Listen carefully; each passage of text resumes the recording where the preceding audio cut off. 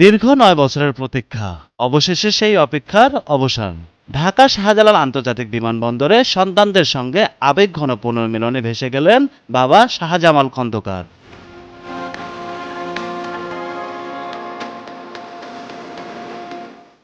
নোয়াখালীর হোসেনপুর গ্রামের এই মানুষটি আজ শুধু একজন বাবা নন, তিনি এক অনুপ্রেরণার নাম।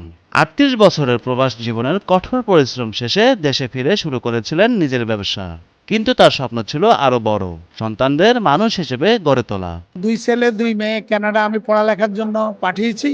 তারা সবাই ইউনিভার্সিটি অফ ম্যানিটোবা উইনিংফেক কানাডা ওরা গ্র্যাজুয়েশন করেছে। আমাদের পরিবারের সবাই অত্যন্ত আনন্দিত, অত্যন্ত গর্বিত। আমি আল্লাহর কাছে লাখ লাখ শুকরিয়া। আমার মায়ের দোয়ায় আমার সব পুরা ফ্যামিলি ছেলে মেয়েরা ইনশাআল্লাহ ইন্টারন্যাশনাল উচ্চশিক্ষায় শিক্ষিত।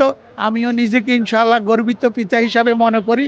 আমি আমার ছেলে মেয়েরা যেমন দেশ এবং জাতির জন্য কিছু করতে পারে, তাদের এই শিক্ষাতে এই উপদেশ আমি দিয়েছি। শাহজামাল খন্দকার সেই স্বপ্ন পূরণে তিনি তার 4 সন্তানকে পাঠান বিদেশে উচ্চশিক্ষার জন্য। বছরের পর বছর ত্যাগ, অপেক্ষা আর নিরলস সংগ্রামের পর অবশেষে তারা সবাই গ্রাজুয়েশন সম্পন্ন করে দেশে ফিরে এসেছে।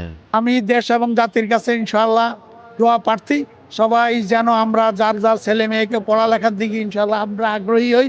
আমরা অন্য কিছু না, যাতে তাদের জ্ঞান মেধা ইনশাআল্লাহ দেশ এবং জাতির কাজে আসে, কল্যাণে আসে। তাদের দেখে দেখে অন্যান্য ফ্যামিলির ছেলে মেয়েরা লেখাপড়া শিখতে পারে। অন্যদিকে বাবার স্বপ্ন পূরণ করতে পেরে সন্তানেরাও আজ গর্বিত ও আনন্দিত। বলার ভাষা নাই। আমার আব্বু ছোটবেলা থেকে অনেক কষ্ট করছে আমাদের জন্য। আর পরে আমাদের 4 ভাই বোনকে বিদেশে পাঠিয়েছে আর কি। আর আপনারা সবাই জানেন বিদেশে টিউশন ফি অনেক এক্সপেন্সিভ, কিন্তু ওনার একটা স্বপ্ন ছিল যে 4 সন্তানকে উনি বিদেশে পাঠাবে এবং উচ্চশিক্ষা শিক্ষিত করবে। কোনো লোভ ছিল না যে আমি বিল্ডিং করব, অর্থ সম্পদ করব। উনি যা কামিয়েছে আমাদের পড়াশোনার পিছনে দিয়েছে। এই পুনর্মিলন শুধু একটি মুহূর্ত নয়, এটি এক বাবার জীবনের সবচেয়ে বড় অর্জনের প্রতিচ্ছবি। এটাই একজন সংগ্রামী পিতার সত্যিকারের সাফল্য।